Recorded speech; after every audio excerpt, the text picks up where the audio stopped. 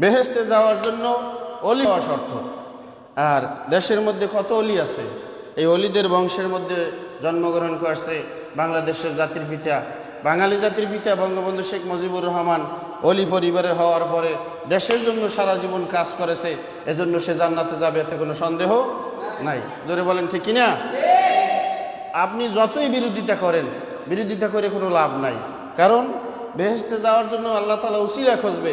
সেই সুবাদে আগেও বলছি, আজকেও বলি যে বাংলাদেশে 18 কোটি মানুষের মধ্যে মহিলা যদি থাকে অর্ধেক, এই অর্ধেক মহিলা 8-9 কোটি মহিলার মধ্যে 10 জন যদি জান্নাতি মহিলা থাকে, এর মধ্যে প্রধানমন্ত্রী শেখ হাসিনা, এই 10 জন জান্নাতি মহিলাদের মধ্যে একজন জান্নাতি মহিলা।